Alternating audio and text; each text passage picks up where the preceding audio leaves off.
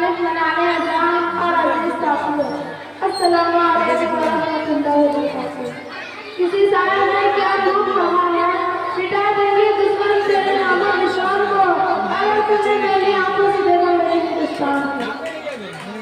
محترم سامعین، ہر سال کی طرح اس سال بھی ہماری مدرسے میں یوم آزادی کا جشن منایا جا رہا ہے۔ ہر ملک کی تاریخ میں کچھ ایسے بھی دن اوسط ہوتے ہیں جن کی اہمیت کے پیش نظر قوم اس کو یاد رکھتی ہے۔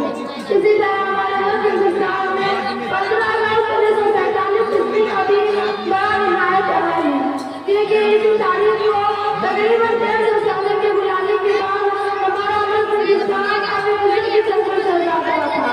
ہر سال 15 اگست کو ہندوستانی بڑی دھوم دھام سے یوم آزادی کا جشن مناتے ہیں۔ اس دن کی حیثیت ایک قومی تہوار کی ہوتی ہے۔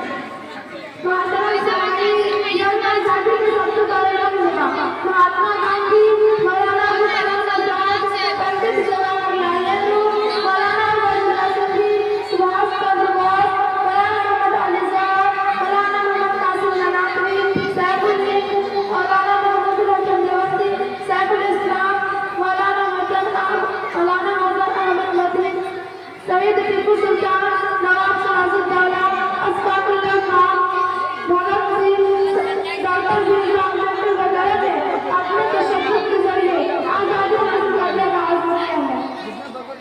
محترم